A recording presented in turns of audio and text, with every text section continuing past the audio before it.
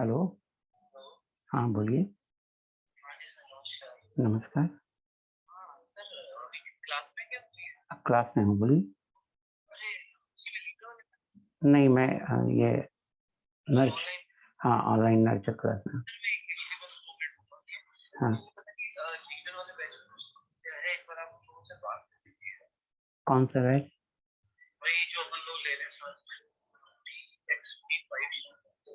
TXV5। कुछ बोला क्या बच्चा आपको?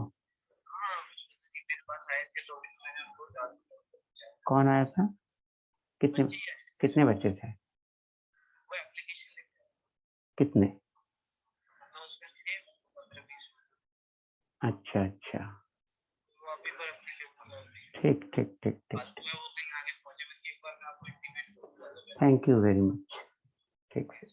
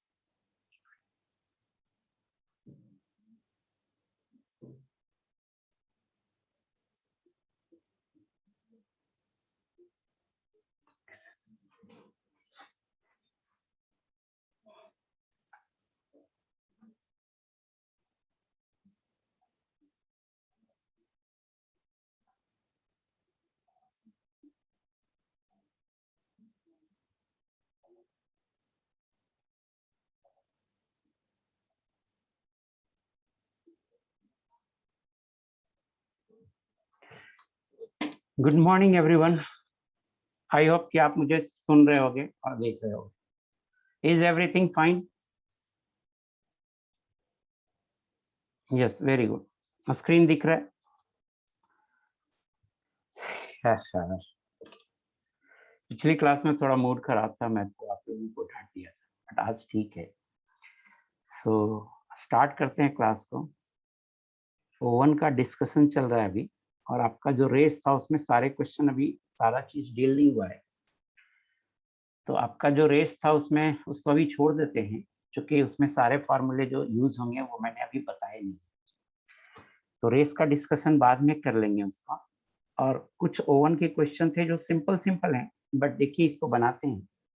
9th में कह रहा है नंबर डेंसिटी। तो मान लो आपको नहीं समझ में आया कि नंबर डेंसिटी में क्या है, तो आप जरा यूनिट देखो, पर मीटर क्यूब है।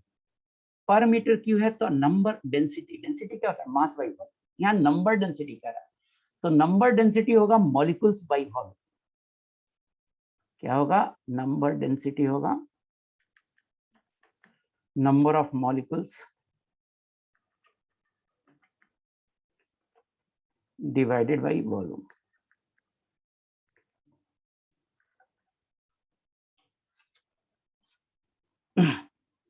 A vessel contains monoatomic helium at 1 bar 300 Kelvin.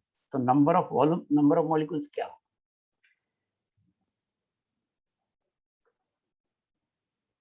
सो देखिए अपन ऐसा करते हैं, पी वी बराबर एन आर टी होता है। तो एन बाई वी क्या होगा? एन बाई वी होगा पी बाई आर टी। सो इसको अगर एन बाई वी, एन है नंबर ऑफ मोल्स, इसको एवोगाड्रो नंबर से मल्टीप्लाई कर दीजिए तो नंबर ऑफ मॉलिक्यूल्स हो जाएगा, और डिवाइडेड बाई वॉल्यूम। और एन बाई वी यहां से आ रहा है पी बाई आर टी, इसे लिख देंगे P by R T into N है। और प्रेशर है 1 बार, आर है 0.0821 इंटू टेम्परेचर 300 केल्विन, और एवोगाड्रो नंबर हो जाएगा 6 इंटू 10⁻23। ये जो आएगा पर लीटर आएगा, ये जो नंबर है ये पर लीटर आएगा, बट आंसर में पर मीटर क्यूब है। तो ये लगभग 25 ले लो नीचे डिनोमिनेटर में, तो डिनोमिनेटर में 25 हो गया 25, तो 6/25 इंटू 10⁻23, और ये पर लीटर है, तो 1000 लीटर में जो होगा वो 1 मीटर का होगा, तो इंटू 10,000 पर मीटर क्यूब, ये हो जाएगा 60/25 इंटू 10⁻25 पर मीटर क्यूब, और ये आ जाएगा 2.4 इंटू 10⁻25 पर metre.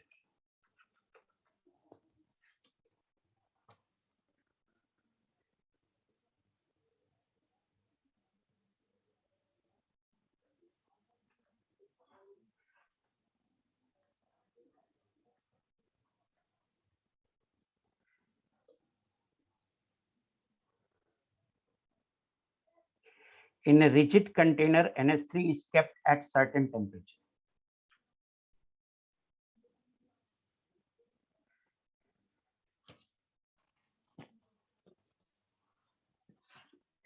If on doubling the temperature it is completely dissociated into N2 and H2, ये बहुत आसान सा सवाल है, rigid container है, NH3 kept है, तो 2NH3 से मान लो N2 plus 3H2 बन रहा है, रिएक्शन लिखिए। If on doubling temperature it is completely dissociated, तो शुरू में प्रेशर P था, अब P बराबर होता है nRT/V। अगर वॉल्यूम रिजिड है, मतलब कंटेनर रिजिड है, तो वॉल्यूम कांस्टेंट हो गया, R कांस्टेंट। एक मोमेंट के लिए मानो कि नंबर ऑफ मोल्स भी चेंज नहीं हो रहा है, अभी पूरा का पूरा अमोनिया है, तो N भी कांस्टेंट हो गया। तो टेम्परेचर जब डबल करेंगे तो प्रेशर डबल हो जाएगा, टेम्परेचर जब डबल करेंगे तो प्रेशर डबल हो जाएगा। तो शुरू में प्रेशर P था, बाद में ये इनिशियल प्रेशर P इनिशियल, इसको P मान लीजिए, बाद में प्रेशर हो जाएगा 2P अगर मोल में टूटेगा। लेकिन अब कह रहा है प्रेशर 2P होने के बाद ये कंप्लीटली टूट जाता है, तो ये 2P 0 हो जाएगा, ये बनेगा P और ये बनेगा 3P।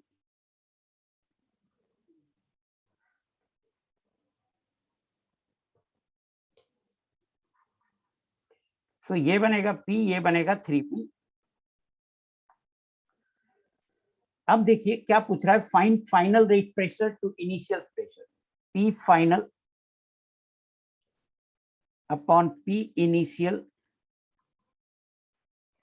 ये होगा P plus 3P by 2P, sorry initial P है, सॉरी इनिशियल P है बाई P बराबर 4 आएगा आंसर। बताइएगा समझ में आया कि नहीं आया, ये बोलिएगा।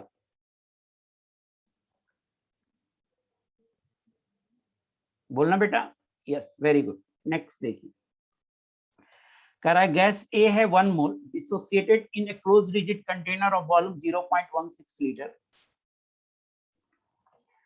as per following reactions. If degree of dissociation of A is 0.4 and remains constant in entire range of temperature, then the correct pressure versus temperature graph is 2A है, 3B है, 2C गैसियस है। ये 1 मोल है, ये 0 हो गया। Degree of dissociation है 0.4, 1 minus 0.4, जब 2 जाता है तो 3 बनता है, तो 0.4 जाएगा तो 3/2 इंटू 0.4 बनेगा। 2 जाता है 2 बनेगा, तो 0.4 जाएगा तो 0.4 बनेगा। ये बच गया कितना, 0.6 मोल, ये भी हो गया 0.6 मोल मल्टीप्लाई करने के बाद, और ये हो गया 0.4। टोटल मोल आ गया, डिग्री ऑफ डिसोसिएशन दिया हुआ था तो उससे टोटल मोल आ गया। कह रहा है then the correct pressure versus temperature graph, तो पी भी बराबर nRT, प्रेशर वॉल्यूम है 0.1 भी, नंबर ऑफ मोल्स हो जाएगा 0.6 प्लस 0.6 प्लस 0.4 इंटू आर का वैल्यू कह रहा है 0.08 लीजिए, और टेम्परेचर T, और प्रेशर बराबर हो जाएगा 6 6 12 13 14 15 16, 1.6 इंटू 0.08, अपॉन 0.16 इंटू टी।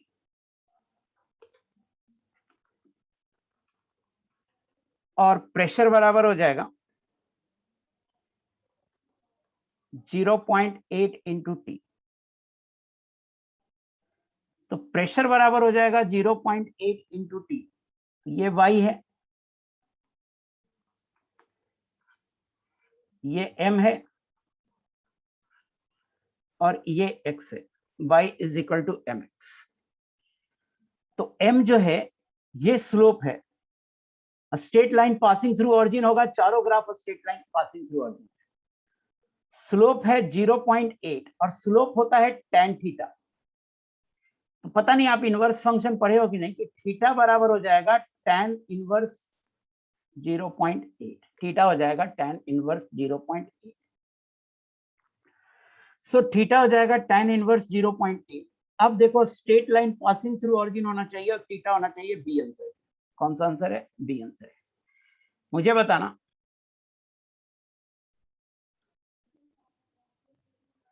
मुझे बताना समझ में आया कि नहीं आया? Very good. नेक्स्ट क्वेश्चन देखिए, कह रहा है एक गैसियस रिएक्शन है 3A से 2B and it is carried out in a vessel इतना litre closed container initially containing 1 mole of gas.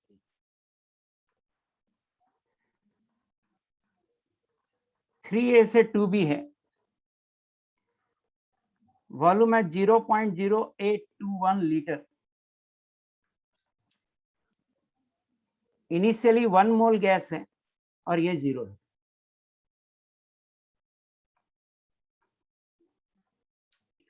After sufficient time, a curve of pressure versus temperature is plotted at an angle with the x-axis was found to be 42.95. The degree of association of the gas is, मान लो इसका degree of association gas का है alpha. तो degree of association alpha है, यहाँ association है इसलिए कि 3 मोल से कम मोल बन रहा है। कम बनता है तो एसोसिएशन बोलते हैं और ज्यादा बनता है तो डिसोसिएशन बोलते हैं। चीज एक ही है। तो ये हो जाएगा 2/3 इंटू अल्फा। 3 से 2 बना तो 1 से 2/3 बनेगा, अल्फा से 2/3 इंटू अल्फा बनेगा। अब सेम काम कर दो जो पहले किए थे। वॉल्यूम दिया हुआ है, पीवी बराबर एनआरटी लगा दो। प्रेशर है कितना है? प्रेशर दिया हुआ होगा, नहीं प्रेशर का तो कर्व ही बनाना है। वॉल्यूम दिया हुआ होगा, वॉल्यूम है 0.0821। नंबर ऑफ मोल्स हो जाएगा 1 minus alpha plus 2/3 alpha. R आप ले लो,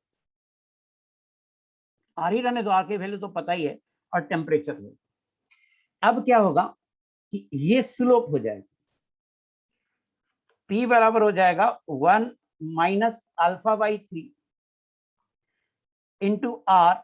आर ले लो 0.0821 डिवाइडेड बाई 0.0821 इंटू टी। ये कैंसिल हो गया। स्लोप बराबर tan थीटा और ये होगा 1 माइनस अल्फा बाई 3 और tan थीटा का वैल्यू दिया हुआ है 0.8 बराबर 1 माइनस अल्फा बाई 3 और अल्फा बाई 3 हो जाएगा 0.2 तो अल्फा हो जाएगा 0.6। दोनों सेम क्वेश्चन था 13 14। तो ये एक बता दिए थे तो ये बनाना चाहिए। हाँ सेम क्वेश्चन था दोनों। नेक्स्ट क्वेश्चन देखते हैं। कह रहा है closed vessel contains helium and ozone at a pressure of T2। एक क्लोज्ड वेसल है, इसमें हीलियम है, ओजोन है, प्रेशर P18 है। The ratio of helium and oxygen atom is 1:1। Helium atom की संख्या अगर 1 है तो ऑक्सीजन एटम की भी संख्या 1 है। 1 मान लिया मैंने, रेशियो 1:1 है। तो हीलियम का मोल क्या होगा?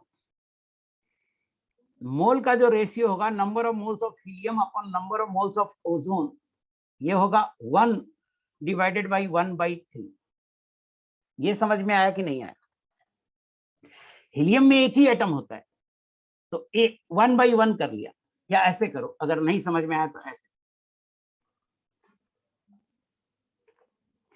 Number of moles of helium हो जाएगा 1 बाई एवोगाड्रो नंबर और number of moles of ozone जो हो जाएगा एक एटम है, तो एक एटम है तो एटम का मोल हो जाएगा 1/Na और O3 से मॉलिक्यूल, तो नंबर ऑफ मॉलिक्यूल हो जाएगा इंटू 3, ये आ जाएगा 1/3। नहीं आ रहा समझ में?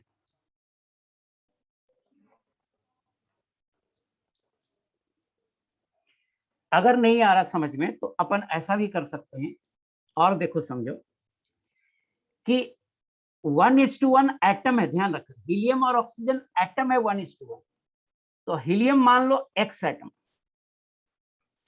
और ऑक्सीजन मान लो x एटम, ऐसा भी कर सकते हैं। तो ये हो जाएगा x/Na मोल और ऑक्सीजन हो जाएगा x/3O3, सॉरी ऑक्सीजन बोल रहे हैं, ओजोन हो जाएगा x/3 मॉलिक्यूल। क्यों? 3 एटम से एक मॉलिक्यूल बनता है, तो एक एटम से 1/3 बनेगा, x से x/3 बनेगा। अब मोल हो जाएगा x/3 Na मोल। तो मोल रेशियो जो आएगा number of moles of helium upon number of moles of ozone जो आएगा वो Na तो कैंसिल हो जाएगा by Na divided by x/3Na, और ये आएगा x कैंसिल, Na कैंसिल, ये आएगा 3। अब आ गया समझ में? हाँ वेरी गुड, अब आ गया। क्या कह रहा है? 3/1 ले लो इसको। The ratio of helium and oxygen atom is, if helium is removed from the vessel, a total pressure P है, तो टोटल प्रेशर अगर P है तो मोल का जो रेशियो होता है वही प्रेशर का रेशियो होता है, P helium upon P ozone. तो प्रेशर ऑफ हीलियम ले लो 3x, 3 बाई करो, अब x पहले यूज कर चुके हैं। प्रेशर ऑफ हीलियम ले लो 3 बाई और प्रेशर ऑफ ओजोन ले लो बाई। तो प्रेशर ऑफ हीलियम ले लो 3 बाई और प्रेशर ऑफ ओजोन ले लो बाई। तो क्या होगा कि 3 by plus by, total pressure दिया हुआ है P, यहां से आ जाएगा बाई बराबर P/4। अब कह रहा है क्वेश्चन में कि हीलियम इज रिमूव्ड, तो हीलियम रिमूव कर दीजिएगा तो ओजोन का प्रेशर कितना हो जाएगा? बाई। तो प्रेशर ऑफ द सिस्टम, तो सिस्टम में सिर्फ ओजोन बचेगा और उसका प्रेशर होगा बाई, और बाई आ रहा है P/4, ये हो जाएगा 0.25 P। ये आंसर आएगा। बताइएगा समझ में आया कि नहीं है? ऐसे इतना मानने की जरूरत नहीं था, एकदम सीधा सीधी दिखता था कि हाँ यही होगा, सीधा सीधी दिखता था। हाँ very good. If saturated vapors are compressed slowly to half the initial volume, the vapor pressure, तो प्रेशर, वेपर प्रेशर वॉल्यूम पे डिपेंड नहीं करता, तो remain unchanged। क्या आएगा? Vapour pressure remain unchanged।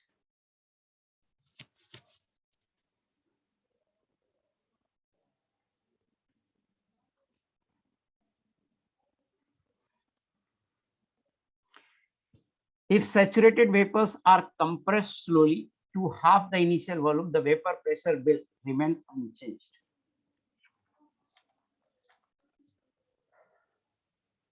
क्योंकि वेपर प्रेशर इनिशियल वॉल्यूम या volume पे डिपेंड नहीं करता। बहुत इजी सवाल था, बताया भी था। ये भी इस तरह का सवाल मैं बताया हूँ।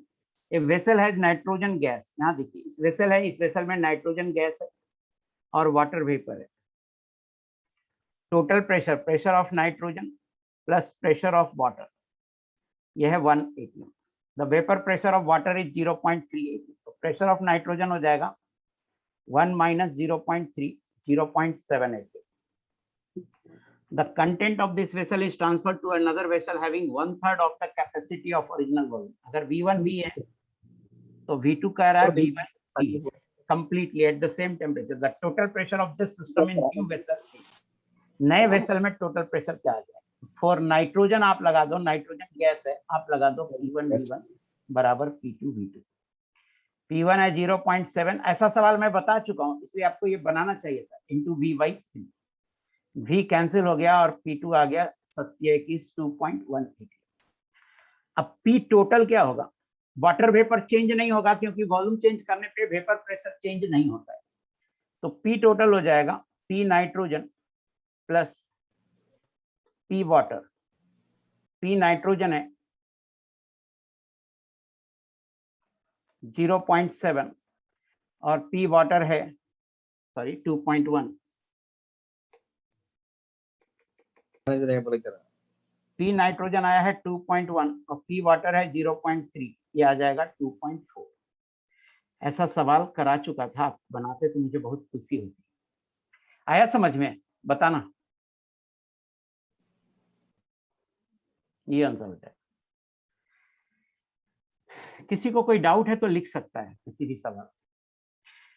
नेक्स्ट है, under identical condition of pressure and temperature 4 litre gaseous mixture effuses through a hole in 5 minute, whereas 4 liter of a gas X of molar mass this takes 10 minutes to fuse through the same hole. The mole ratio of CH2 and CH4. देखिए, इसको mixture बोल रहे हैं, mixture बोल रहे हैं। तो rate of diffusion of mixture upon rate of diffusion of gas X, ये होगा root under molar mass of X upon molar mass of mixture. Mixture diffuse हो रहा है 4 लीटर, टाइम कितना लग रहा है? 5 मिनट, तो 5 मिनट लग रहा है। और गैस एक्स भी डिफ्यूज हो रहा है 4 लीटर और टाइम कितना लग रहा है? 10 मिनट। ये होगा root under molar mass of X है 36 और molar mass of mixture, molar mass of mixture निकाल लीजिए और 4/5 इंटू 10/4 36/m मिक्स और मोलर मास ऑफ मिक्सर हो जाएगा 36/4 9 ग्राम। मिक्सचर का मोलर मास है 9 ग्राम। इसका मतलब H2 प्लस CH4 अगर हम 1 मोल ले लें, अगर हम 1 मोल ले लें तो इसका मास आएगा 9 ग्राम। 1 मोल में ये मान लेते हैं x मोल, तो ये होगा 1 माइनस x मोल। तो x into 2 plus 1 minus x into 16 बराबर 9 और 2x प्लस 16 माइनस 16x बराबर 9 और 14x बराबर 7 और x बराबर 0.5। x बराबर 0.5 आ गया। इसका मतलब H2 क्या पूछ रहा है आपसे? क्वेश्चन में पूछ रहा है कि मोल रेशियो, तो number of moles of H2 upon number of moles of CH4, ये होगा x upon 1 minus x। 0.5 upon 1 minus 0.5 बराबर 0.5 अपॉन 0.5 बराबर 1:1।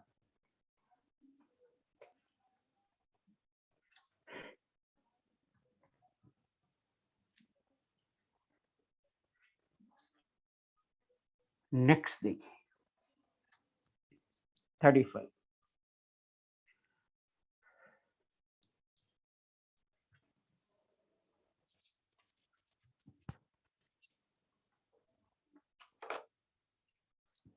समझ में आया प्रीवियस क्वेश्चन? कोई डाउट है क्या?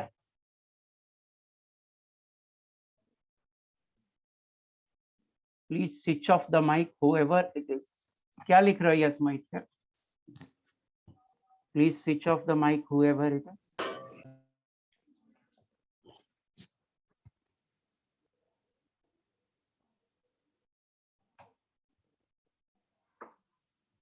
अच्छा, मुझे तो नहीं सुनाई पड़ा। अच्छा, मैं ये आपका माइक ऑन कैसे आ रहा है? रुक जाओ एक सेकंड।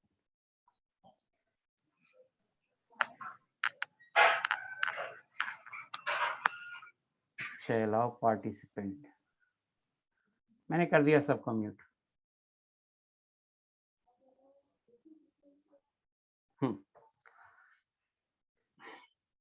नेक्स्ट क्वेश्चन देखिए। Under identical experiment conditions which of the following pair of gases will be most easy to separate by using diffusion process? देखो इफ्यूजन में सेपरेशन क्यों होता है? सेपरेशन होता है कि R1 बाई R2 होता है root under M2 by M1। तो M2 M1 अलग होने के कारण सेपरेशन होता है, मोलर मास अलग होने के कारण रेट ऑफ डिफ्यूजन अलग अलग होता है, और उस रेट ऑफ डिफ्यूजन अलग अलग होने के कारण क्या होता है, अलग अलग अमाउंट अलग अलग रेशियो में डिफ्यूज होता है। तो जिसका मोलर मास कम होगा वो ज्यादा डिफ्यूज होगा, और जिसका मोलर मास ज्यादा होगा वो कम डिफ्यूज होगा। तो जिसका मोलर मास कम होगा वो ज्यादा डिफ्यूज होगा, तो जो प्रोडक्ट गैस होगा उसमें कम मोलर मास वाले का कंपोजिशन बढ़ जाएगा। इसी तरह से 3-4 स्टेप करेंगे तो 99% तक सेपरेट हो जाएगा। 100% तो कभी नहीं होगा, जब भी होगा दोनों डिफ्यूज करेगा कुछ ना। इसका मतलब root under M2 by M1 का जो रेशियो है इसको बोलते हैं एनरिचमेंट फैक्टर। इसको क्या बोलते हैं? Enrichment factor. ये root under M2 by M1 जिसका ज्यादा होगा वो मोस्ट इजीली सेपरेट होगा। तो निकालिए आप इसमें root under molar mass of T2 by molar mass of H2, ये होगा 6/2 √3। Root under molar mass of SO2 by molar mass of SO3, ये होगा 64/80, 8/10 रूट अंडर 4/5। इसी तरह से निकालोगे root under molar mass of NH3 by molar mass of CH4, और root under uranium O2 by molar mass of UO2 by molar mass of U238O2। इसमें तो और कम रेशियो आएगा। तो सबसे बड़ा ये होगा, ये लार्जेस्ट है, ये लार्जेस्ट है, तो इसको सेपरेट करना आसान होगा। तो आंसर होगा, मुझे बताइए समझ में आया कि नहीं आया? Root under M2 by M1 की वैल्यू जिसमें सबसे बड़ी आएगी उसमें सेपरेशन सबसे ज्यादा होगा। ये मत सोचना M2 M1 किसको लेंगे, जो मास ज्यादा है उसको M2 ले लीजिए, और जो इसका मोलर मास कम है उसे M1 ले लीजिए। आई होप आपको समझ में आ गया। A football bladder contains equimolar proportion of H2 and O2. Football है, उसमें number of moles of H2 बराबर है number of moles of. The composition by mass of the mixture effusing out of punctured football is in the ratio of a football bladder contains equimolar proportion of hydrogen and oxygen. The composition by mass of the mixture effusing out of punctured football is in the ratio.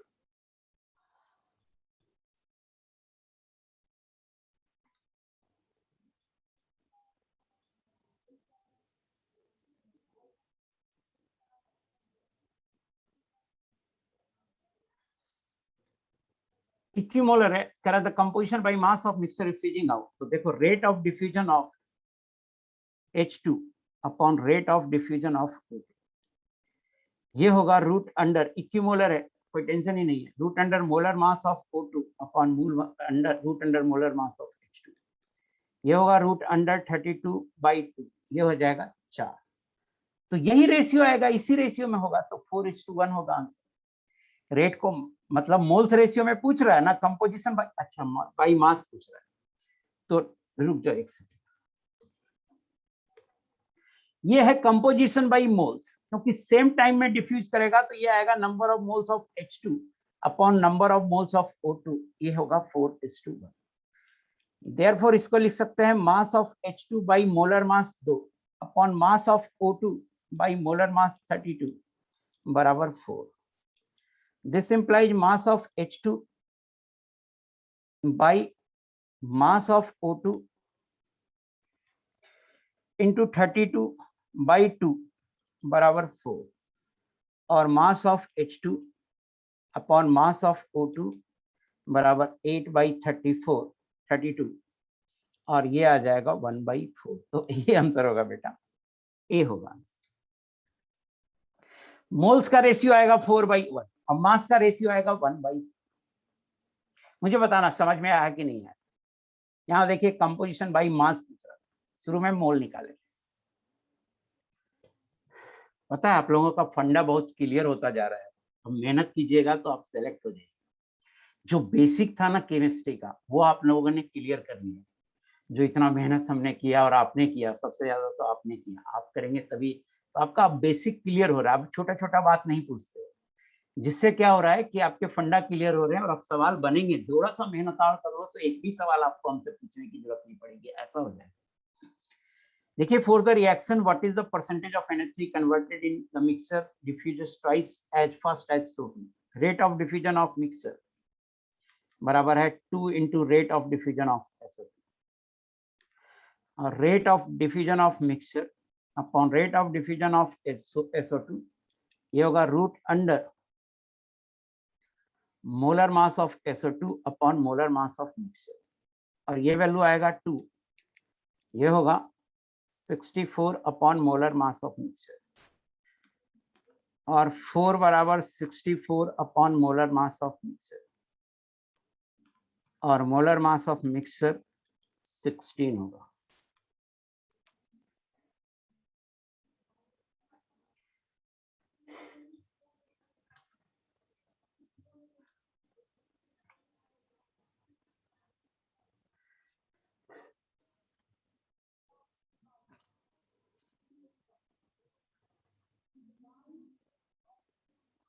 So molar mass of mixture 16 होगा।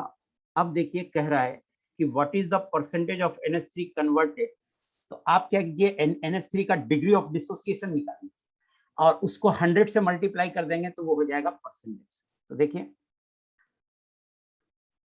2NH3 से N2 plus 3H2, मान लेते हैं शुरू में कि ये 1 मोल था, ये 0, ये 0, एक में से अल्फा गया, ये अल्फा बाई 2, ये 3 अल्फा बाई 2, ये समझ में आ रहा है। एक में से अल्फा गया तो ये अल्फा बाई 2, ये 3 अल्फा बाई 2, ये 2 मोल से 1 मोल बनता है तो 1 मोल से हाफ बनेगा और अल्फा से हाफ इंटू अल्फा। हाँ, ये आ रहा है आपको समझ। अब देखिए, मैंने एक फंडा बताया था कि नंबर ऑफ मोल्स होता है गिवन मास अपॉन मोलर मास। ये अच्छा सवाल है। मैंने बताया था कि किसी भी केमिकल रिएक्शन में मास कभी चेंज नहीं होता है, तो मास हो गया कांस्टेंट। तो हम कह सकते हैं कि number of moles is inversely proportional to molar mass. तो फंडा हम बताए थे कि आप लिख सकते हो n initial upon n final बराबर molar mass final upon molar mass initial.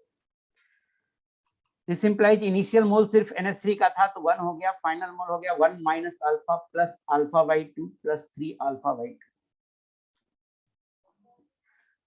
Final molar mass हो गया 16, इनिशियल मोलर मास हो गया 17, और ये हो गया 2 अल्फा 1 प्लस अल्फा बराबर 17 बाई 16। दिस इंप्लाइज अल्फा हो गया 1 बाई 16, परसेंटेज हो जाएगा 1 बाई 16 इंटू 100, ये हो जाएगा 25 बाई 4, 6.25%। सी आंसर होगा। समझ में आया नहीं आया मुझे बताना, ये सब कॉन्सेप्ट आपको बताया हुआ था कि नहीं पहले?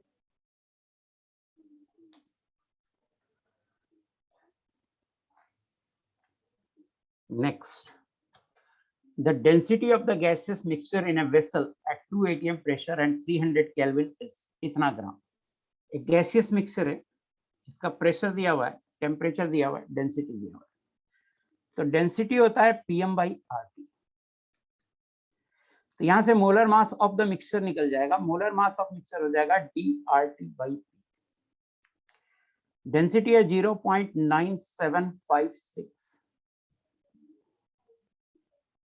इंटू R है 0.0821 into temperature upon pressure 2।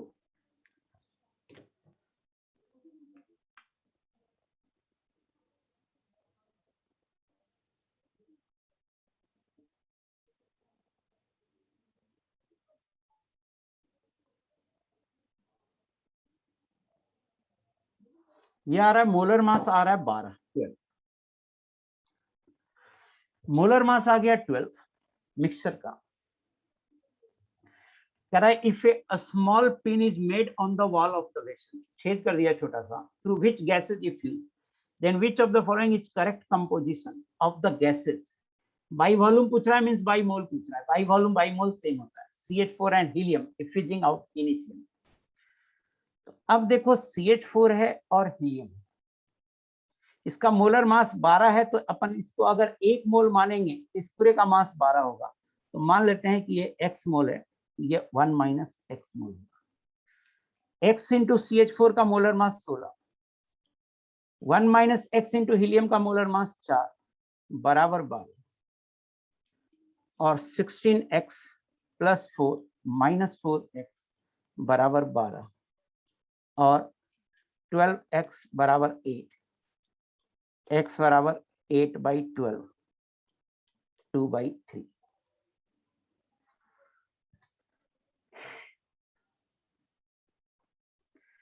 x का वैल्यू आ गया 2/3।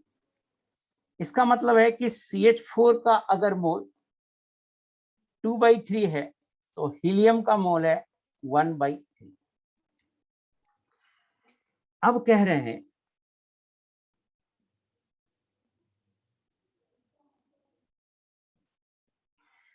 अब मान लो कि इसी वेसल में इतना मोल ये गैस है और एक छोटा सा पिन होल कर दिया, तो बाहर जो गैस निकल रहा है इसमें रेशियो पूछ रहा है।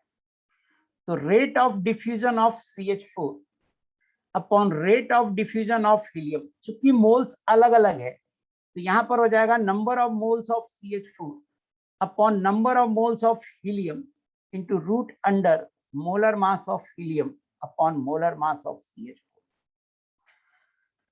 ये आ जाएगा 2/3 upon 1/3 into root under helium का मोलर मास 4, CH4 का 16, यह आ जाएगा 2/1 इंटू 1/2, ये आ जाएगा 1:1। ये जो है रेट का जो रेशियो है ये होगा number of moles of CH4 का रेशियो होगा जो मोल्स डिफ्यूज। देखिए ये अंदर में है, ये रेशियो अंदर में है, और ये जो निकला ना ये बाहर में निकल रहा है 1:1, तो आंसर होगा 1:1। एक बार देखो तो, कोई डाउट आ रहा है तो पूछो तो।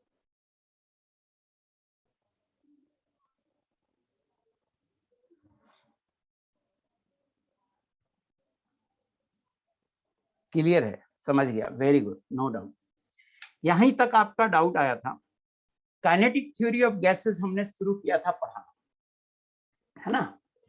तो काइनेटिक थ्योरी ऑफ गैसेस हमने शुरू किया था पढ़ाना। तो एक बार देखते हैं कि हमने क्या क्या पढ़ा दिया था। जो 4 पॉइंट मैं आपको लिखा दिया था वो यहाँ पे नोटेड है। जो 4 पॉइंट मैं आपको लिखा दिया था वो यहाँ पे नोटेड है। आप एक बार पढ़ लो इन चारों पॉइंट को कि क्या था। मैं भी बोल देता हूँ कि काइनेटिक थ्योरी ऑफ गैसेस जो है वो थ्योरी ऑफ आइडियल गैस है। मतलब ये प्रोवाइड करता है, थ्योरेटिकल प्रूफ कर देता है, थ्योरेटिकल प्रूफ कि all the laws, Boyle's law, Charles law, जो लॉ है इसका एक थ्योरेटिकल प्रूफ देता है। इसमें पहला स्टेटमेंट है कि a gas molecule consists of a small tiny particle called molecules। Means एक वेसल है, इसमें गैस रखा हुआ है, तो गैस जो है छोटे छोटे मॉलिक्यूल से बना। कूलिंग नहीं हो रहा है, 30 टेम्परेचर है, क्या कूलिंग होगा।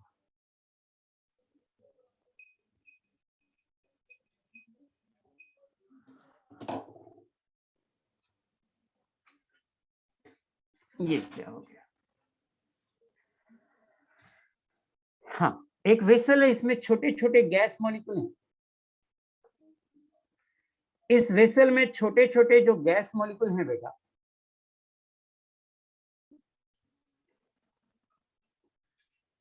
कह रहा है कि ये छोटे छोटे पार्टिकल से गैस मॉलिक्यूल बना है, इसे मॉलिक्यूल बोलते हैं। और इनका जो एक्चुअल वॉल्यूम है, और ये वॉल्यूम ऑक्युपाइड बाय जो गैस है, एक्चुअल वॉल्यूम नेग्लिजिबल है। छोटा छोटा पार्टिकल का वॉल्यूम नेग्लिजिबल है as compared to volume occupied by the gas. ये लाइन समझ में आया। हाँ, these molecules are in a state of constant rapid motion in all possible direction। ये मॉलिक्यूल कांस्टेंट रैपिड मोशन में रहता है सभी पॉसिबल डायरेक्शन में। They collide with each other and with the wall of the vessel। वो आपस में collide करते हैं और वॉल ऑफ द वेसल से भी कोलाइड करते हैं। Collision between them is perfectly elastic। Collision between them is perfectly elastic। इनके बीच का कॉलिजन परफेक्टली इलास्टिक होता है। इलास्टिक कॉलिजन का मतलब होता है kinetic energy as well as momentum conserve. Fourth point मैंने लिखाया था कि there is no force of attraction between the gas molecules and between the molecules and the wall of the vessel. Gas molecule और wall of the vessel के बीच में कोई force of attraction नहीं होता है।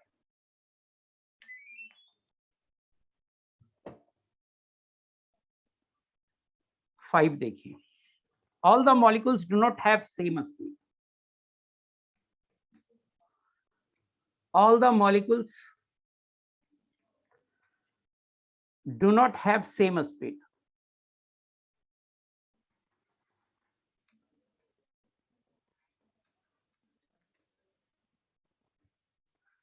सभी मॉलिक्यूल की स्पीड सेम नहीं होती है। एक पॉइंट तो ये,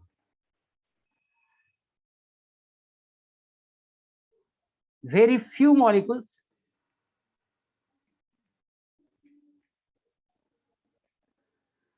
have very low speed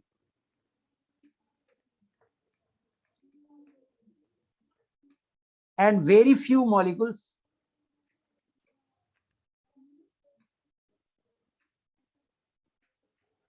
have very high speed.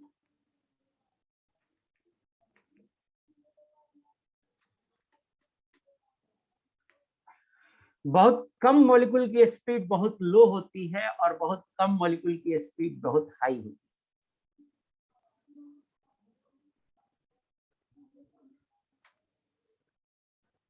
Most of the molecules have moderate speed.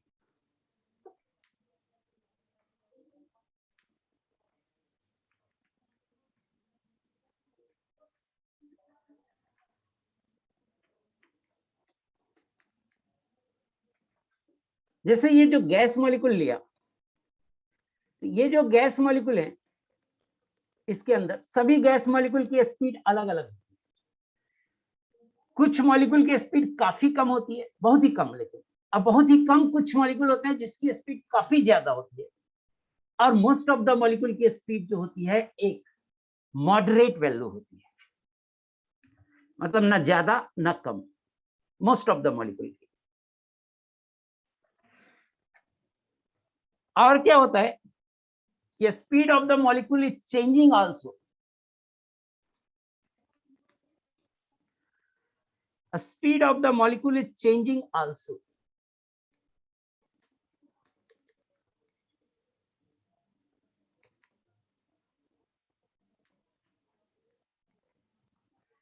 Molecule का स्पीड चेंज भी करता रहता है, मॉलिक्यूल का स्पीड चेंज भी करता रहता है। मॉलिक्यूल का स्पीड चेंज भी करता रहता है।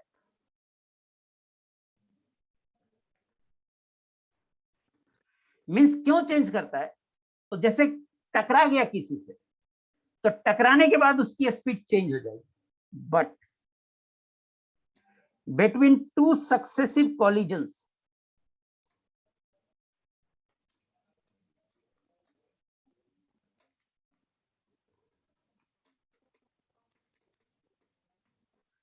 But between two successive collision, एक कॉलिजन हुआ और उसके बाद दूसरा कॉलिजन होगा। जैसे यहाँ पे मान लो एक मॉलिक्यूल यहाँ पे टकराया, यहाँ पे दो दूसरे, इस कॉलिजन के बाद ये मॉलिक्यूल यहाँ तक ट्रेवल किया, किसी से टकराया नहीं।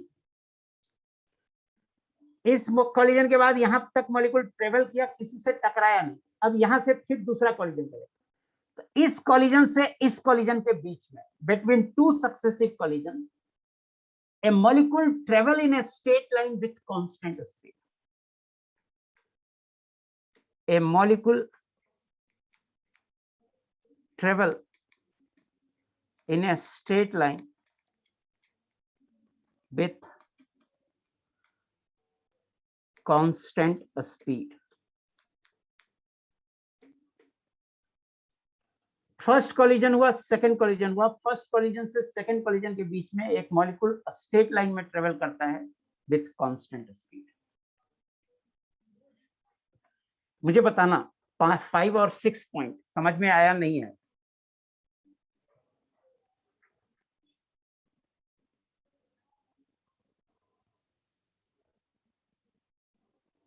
आया, वेरी गुड।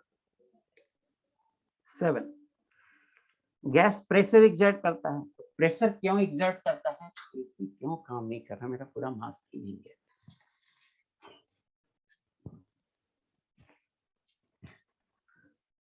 जो 6 पॉइंट है बेटा, वो देखो।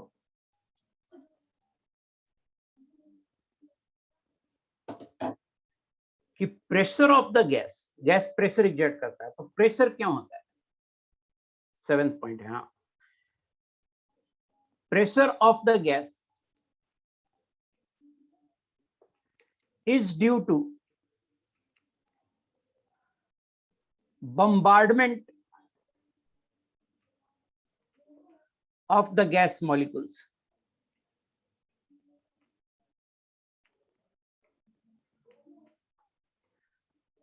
on the wall of the vessel.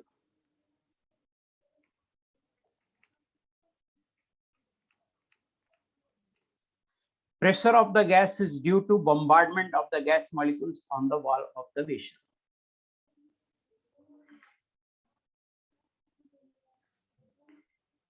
Pressure of the gas molecule is due to bombardment of the gas molecules on the wall of the vessel. जो गैस मॉलिक्यूल होता है वो वॉल ऑफ द वेसल पर collision करते रहते हैं। Collision को ही bombardment लिखा हूं कि गैस मॉलिक्यूल टकराते रहते हैं वॉल ऑफ द वेसल, जिसके कारण वेसल में प्रेशर होता है, प्रेशर एग्जर्ट करता है। So pressure of the gas is due to bombardment of the gas molecules on the wall of the vessel. और 8th पॉइंट है कि Newton's law of classical physics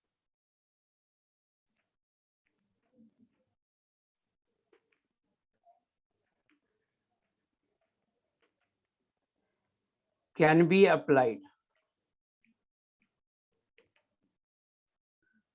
on the movement of gas molecules.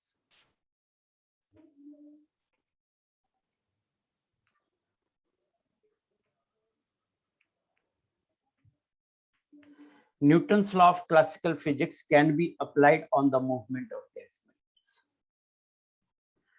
Newton's law आप लगा सकते हैं gas molecule के movement में।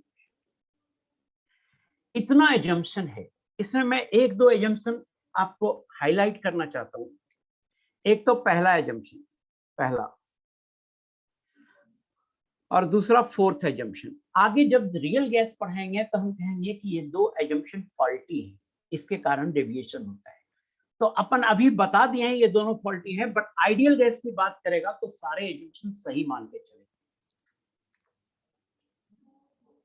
अब देखिए, इस बेसिस पे डेरिवेशन किया। एक क्यूब ले लीजिए आप,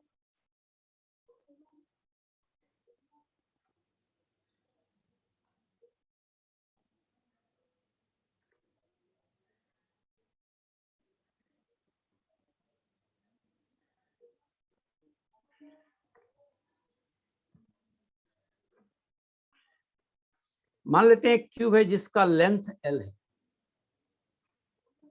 है तो क्यूब ही, और ये एरिया है A, एक सरफेस का एरिया है A, मतलब A बराबर हो गया L स्क्वायर। अब मान लेते हैं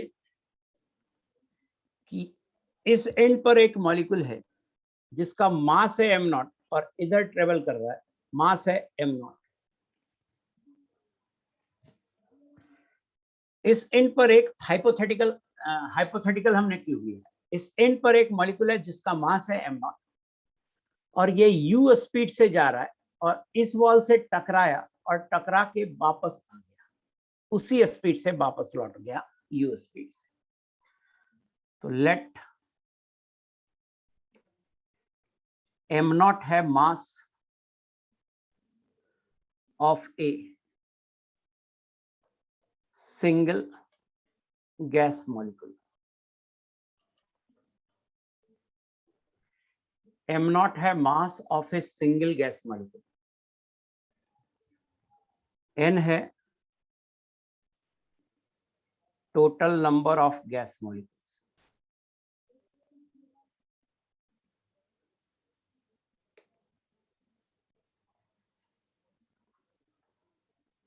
m0 है mass of a single gas molecule, n है total number of gas molecules. तो देखिए इसमें टोटल n मॉलिक्यूल्स है और एक मॉलिक्यूल का मास है m0, u है स्पीड। तो जब ये मॉलिक्यूल इधर ट्रेवल किया, टकराया और लौट गया, तो मोमेंटम बिफोर कॉलिजन,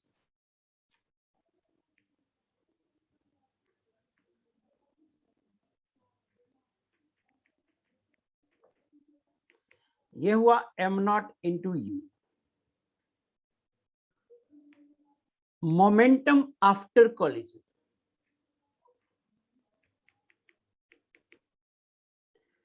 ये होगा minus m0 into you, change in momentum.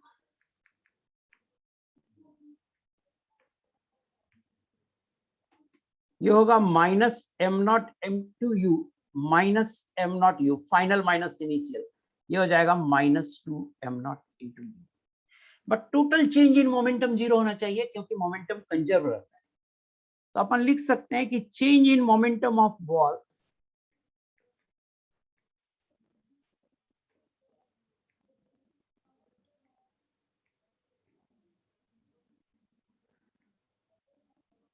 Plus change in momentum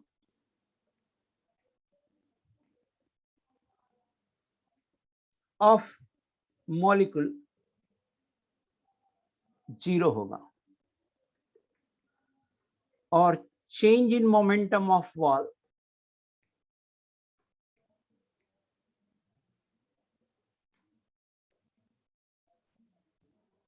-2m0 u, ये 0 होगा और change in momentum of ball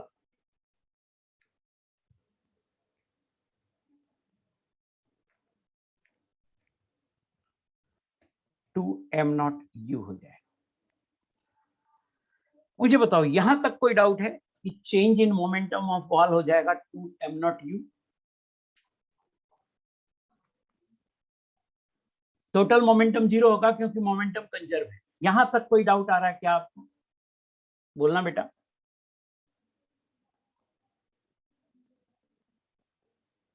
यहां तक कोई डाउट नहीं है। So change in momentum of ball आ गया 2m0 u। अब मुझे बताइए टाइम, एक u स्पीड से जा रहा है तो टाइम क्या होगा? u स्पीड से सीधा गया और l डिस्टेंस ट्रेवल किया, तो टाइम होगा distance upon speed l by u। तो change in momentum, rate of change in momentum होता है फोर्स। तो देयरफॉर फोर्स एक्सर्टेड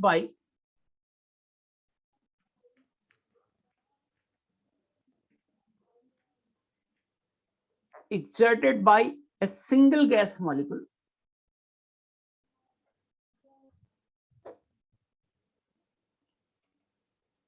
ये हो जाएगा change in momentum of the wall, जो मोमेंटम में चेंज हुआ है उसे टाइम से डिवाइड कर दें और ये होगा, क्योंकि rate of change of momentum force होता है 2m0 u अपॉन टाइम को हमने लिखा था l by v, l by u, ये आएगा 2m0 u square by l। Therefore, force exerted by all the n molecules on an average, total n molecules था, तो हमने कहा दिया कि एक मॉलिक्यूल इतना फोर्स लगा रहा है तो on an average n molecules इतना into n फोर्स लगाएगा। Force exerted by all the n molecules, ये होगा 2m0 m u square by l। Therefore,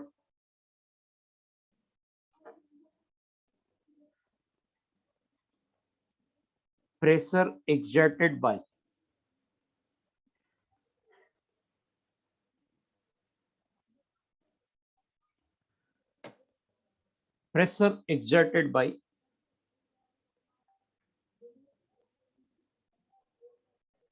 all the n molecules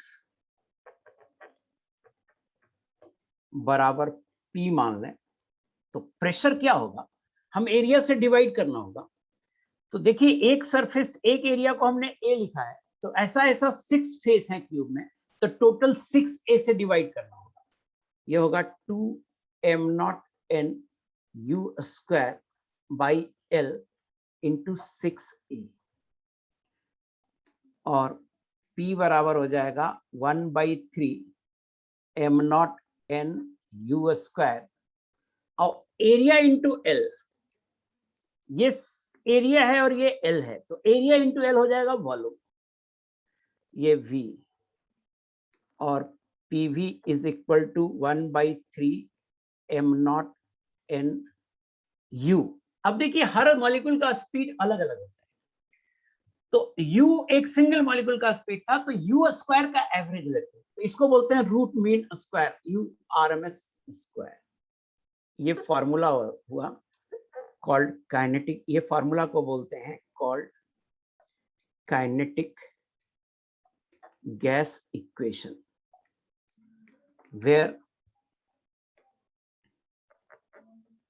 URMS square ये है U1 स्क्वायर, मतलब स्क्वायर का average है URMS square, UN square plus U2 square plus U3 square, first molecule का speed U1, second का U2, third का U3, इसी तरह से UN square divided by N। URMS is called root mean square speed।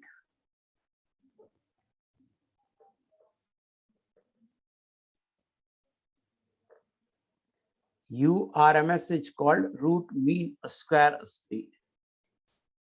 So यहां से हो जाएगा URMS root under U1 square plus U2 square plus U3 square plus UN square divided by N।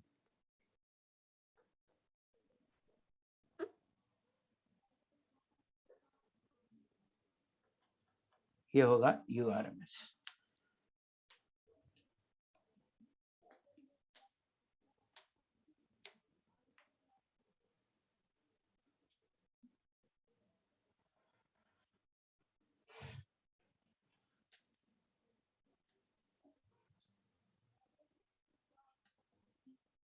यहां तक clear है? देखो URMS square है U के स्क्वायर का एवरेज, अब फिर URMS निकालेंगे तो उसमें रूट लगाएंगे, तो नाम पड़ गया रूट मीन, मतलब एवरेज। अब किसका मीन? तो स्क्वायर स्पीड का मीन, स्पीड के स्क्वायर का मीन, तो रूट मीन स्क्वायर स्पीड। तो ये इक्वेशन है, इस इक्वेशन से आप बाकी के लॉ को डिराइव कर सकते हैं। अब देखिए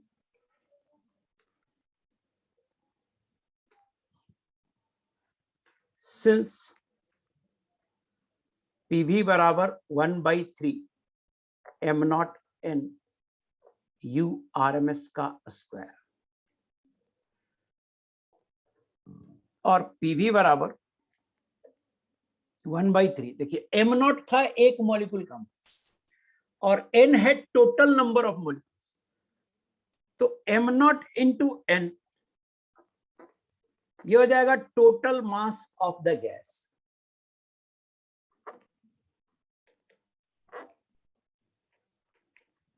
तो ये आ गया 1/3 m URMS का स्क्वायर और PV हो गया 2/3 इंटू हाफ MU स्क्वायर, और हाफ MV स्क्वायर होता है काइनेटिक एनर्जी, तो और PV बराबर हो जाएगा 2/3 इंटू काइनेटिक एनर्जी।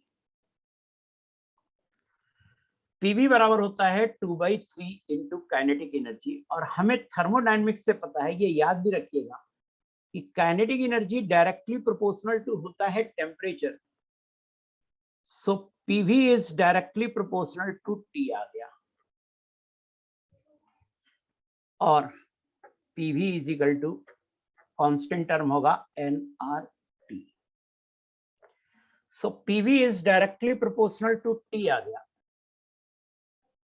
इतना ही प्रूफ कर दिया, तो प्रेशर, अगर वॉल्यूम कांस्टेंट लोगे तो pressure directly proportional to T हो जाएगा, अगर प्रेशर कांस्टेंट लोगे तो volume directly proportional to T हो जाएगा, अगर टेम्परेचर कांस्टेंट लोगे तो PV कांस्टेंट हो जाएगा या pressure inversely proportional to volume हो जाएगा। तो ऑल द लॉ यहां से डिराइव हो जाएगा, ऑल द लॉ। अब हम यहां से एक बार फिर से देखते हैं कि और काइनेटिक एनर्जी होगा 3pv/2। ये होगा 3pv को लिख देंगे nRT/2। ये आ गया काइनेटिक एनर्जी। काइनेटिक एनर्जी यहाँ टोटल काइनेटिक एनर्जी नहीं है, ये इसको बोलते हैं translational kinetic energy.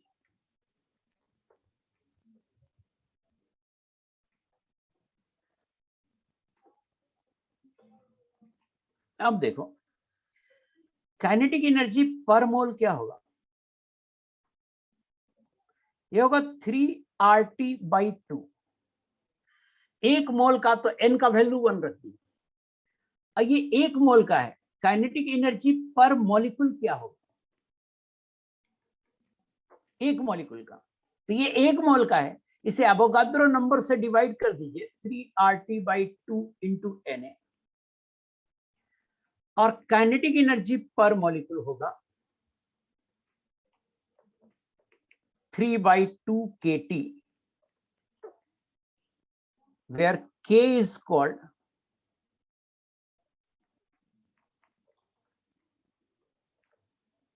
Boltzmann constant.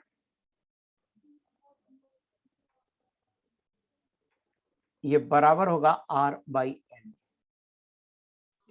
K is called Boltzmann constant, ये बराबर होगा R/N, और इसकी वैल्यू होती है 8.314/6.023 इंटू 10⁻3।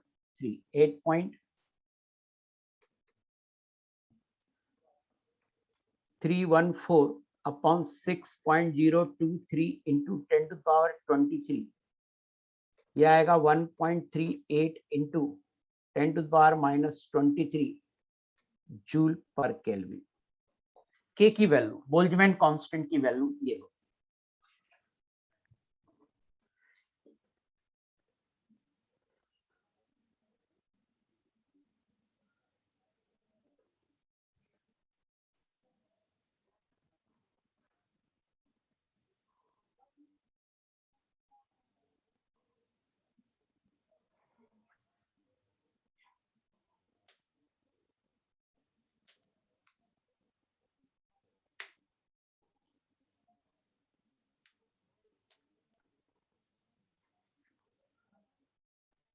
के की वैल्यू आया।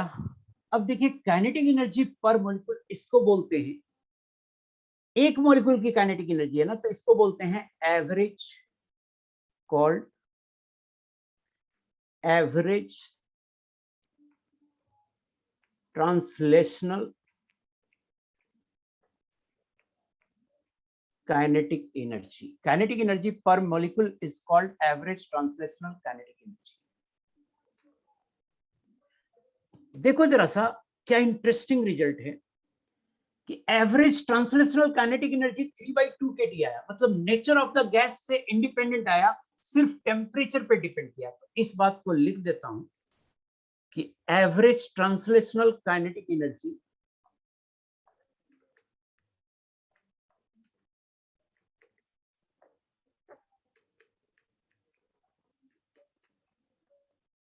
Depends only upon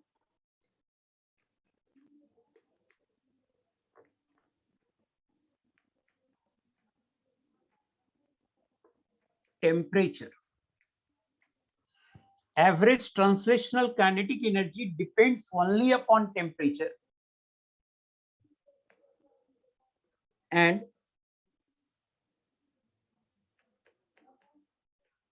it is independent of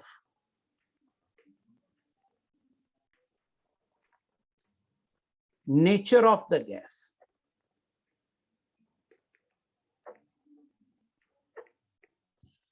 देखिए आईटी में एक सवाल ऐसे आया था, कह रहा था कि हीलियम जो होता है हाइड्रोजन से 2 गुना भारी होता है। हीलियम का मास of helium is 2 times mass of hydrogen molecule, ये लिखा था। कहा था at temperature 300 kelvin kinetic energy, average translational kinetic energy of helium क्या होगा, हाइड्रोजन के बराबर होगा, हाइड्रोजन से बड़ा होगा, हाइड्रोजन से छोटा होगा। तो आप बताओ क्या होगा, बराबर होगा, ग्रेटर देन होगा, हीलियम का काइनेटिक एनर्जी सेम होगा डेफिनेटली।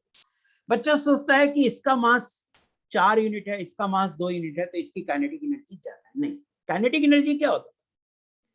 काइनेटिक एनर्जी होता है हाफ mv²। तो जिसका मास ज्यादा होगा उसका वेलोसिटी कम होगा। अगर टेम्परेचर कांस्टेंट कर दें, टेम्परेचर कांस्टेंट कर दें, तो जिसका मास ज्यादा होगा उसका वेलोसिटी कम होगा। Means mass of helium greater than है mass of hydrogen, no doubt. But होगा क्या, टेम्परेचर कांस्टेंट है तो velocity of helium less than हो जाएगा वेलोसिटी ऑफ हाइड्रोजन, और इस तरह से होगा कि काइनेटिक एनर्जी की वैल्यू चेंज नहीं होगी। अगर टेम्परेचर कांस्टेंट है तो कोई भी गैस हो, average translational kinetic energy same होगी। या तो यहां से देखिए, या काइनेटिक एनर्जी होता है हाफ केटी, तो हाफ केटी होता है, तो टेम्परेचर कांस्टेंट है तो उसके बाद कोई भी गैस ले लो ना, क्या फर्क पड़ता है, के कांस्टेंट है, टेम्परेचर कांस्टेंट है, कोई भी गैस ले लो कोई फर्क नहीं पड़ता है, average translational kinetic energy same है। मुझे बताना समझ में आया कि नहीं है? बोलो बेटा, समझ में आया कि नहीं आया? जेटी नहीं केटी मेरे भाई। जेटी क्यों लिख रहे हो? यस मोहित, 3/2 केटी। 3/2 केटी होगा, हाफ केटी होता है 1 डिग्री ऑफ फ्रीडम के लिए, 3/2 3 डिग्री ऑफ फ्रीडम के लिए हो जाएगा 3/2 केटी वो। यस मोहित कर, ठीक है, 3/2 केटी हो।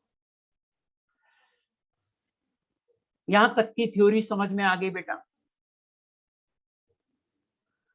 ठीक है, तो मैं अगली क्लास में आगे की थ्योरी पढ़ाऊंगा। और आज मैं होमवर्क इसलिए नहीं दे रहा हूं कि नहीं दे रहा हूं कि मैं पढ़ा नहीं पा रहा हूं, तो अगली क्लास में एक बार पढ़ा लूं कुछ, फिर आपको आगे का ये होमवर्क दूंगा। तो आप आराम करो और आप थोड़ा रिवाइज करो, और रिवाइज करने के बाद कुछ डाउट आता है तो मुझे व्हाट्सएप करना। थ्योरी को रिवाइज करो, क्वेश्चन बनाओ, जहां तक होमवर्क दे चुका हूं वहां तक, तो आपको थोड़ा क्लियर होगी ये सारी चीज। Thank you very much.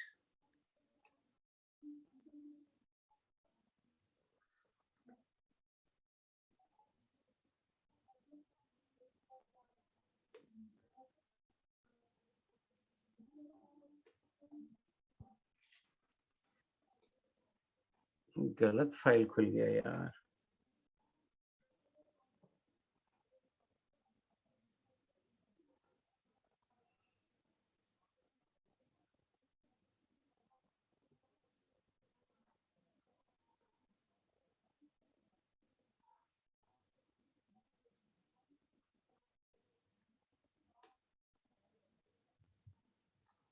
आज कितना तारीख है? फाइल मेरा कहाँ, 30 तारीख है। 30 सितंबर का फाइल कहाँ है?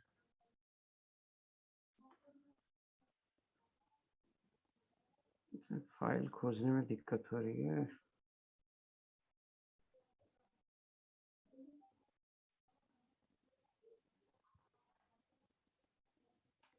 मिल गया। यही है।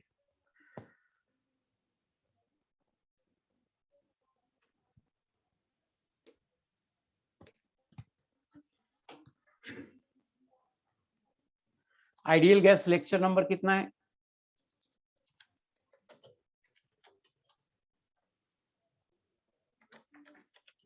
कितना नंबर लेक्चर है बेटा, बताना। Lecture number 9।